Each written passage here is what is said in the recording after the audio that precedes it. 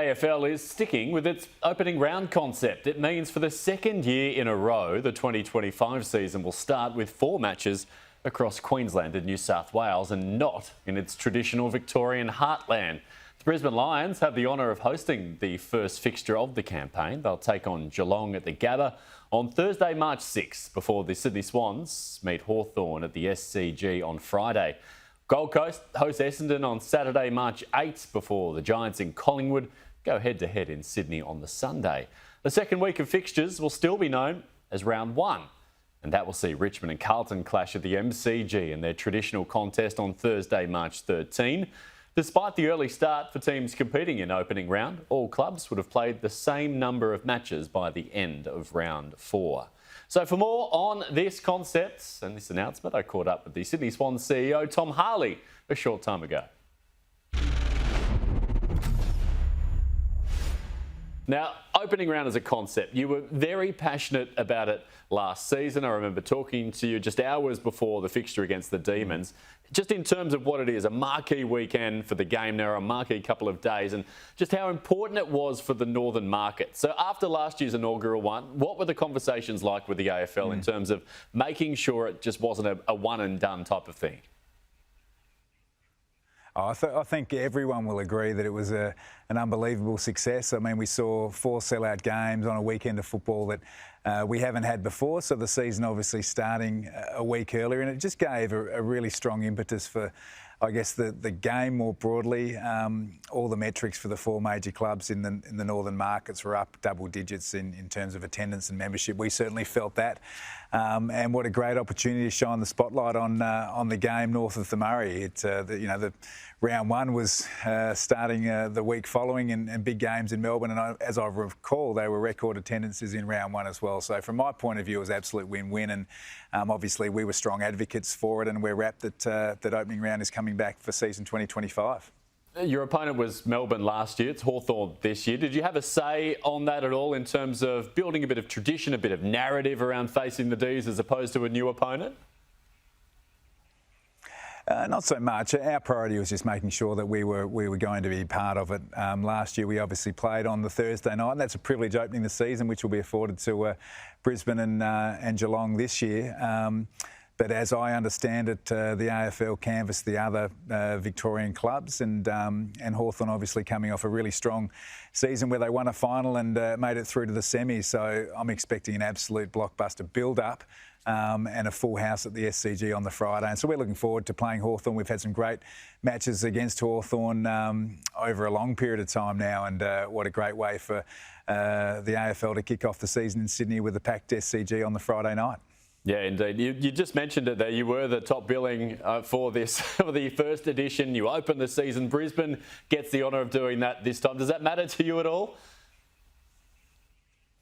Oh, look, I mean, there's lots goes into the overall fixturing. It was great to do that last year on the Thursday night. We had an opportunity to launch our 150th year, but equally a Friday night we know works really well for our audience up here. So, Brisbane are the reigning premiers, and with that comes some privileges, I'm sure.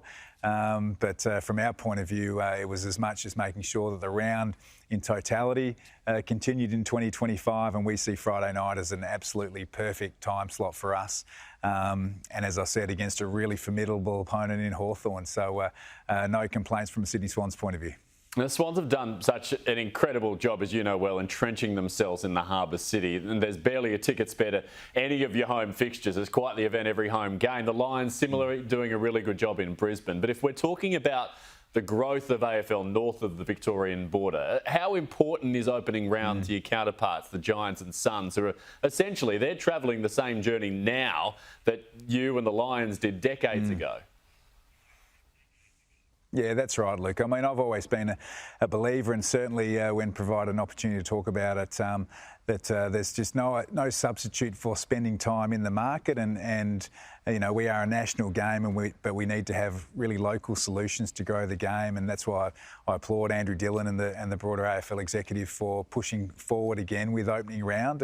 We've been here for over 40 years, and our last season in 2024, we welcomed over 500,000 people through the gates at the SCG, an average crowd just under 40,000, which speaks to the support that we've got. And the Giants are a seriously competitive football team. They played obviously in the finals and lost a couple narrowly, and what a great opportunity for them to play the Pies on the Sunday. I'm sure the Sydney Siders will come to our game on the Friday and then head out to Homebush on the Sunday. And equally, Essendon are having the opportunity to represent the Victorian clubs, if you like, against the Suns on the Saturday. So it is really important that we continue to have a focus on the game outside of Heartland. I'm sure as hell that come the following Thursday night when Richmond and Carlton play, they'll have over 90,000 at that game, and round one will be a blockbuster round as well. So as I said off the top, Luke, it's an absolute win-win. Yeah, it seems to be that way. Tom, as for other market events on the calendar, we know the grand final more than likely never going to move out of Victoria, but Gather Round, that's up for grabs from 2027. Have you had a word to anyone in charge of securing events in New South Wales about that? And if not, is it on the to-do list somewhere? Oh, probably not. Early days when the concept was, was forming originally, we saw great merit in. Obviously, being in Sydney, we see the impact that Magic Round has for the NRL.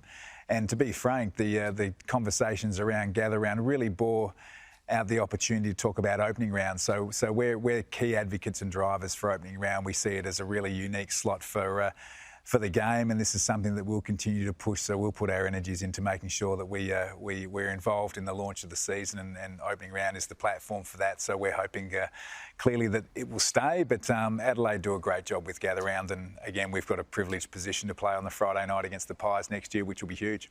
Yeah, maybe need a ground in some vineyards somewhere in Sydney before that comes to fruition anytime soon. Now, I have to ask you as well, we're a couple of months removed from the Swans' grand final defeat. What was the wash-up like? Was it addressed straight away? And if so, any learnings, or is that still to be done? Yeah, look, it was absolutely, we had to lean into it straight away. For those who don't know, the exit of the program happens really quickly within 4 days after your last game, which involves player exits before they take their leave. And, we spent some time on the Thursday of that week with some video analysis review of the grand final.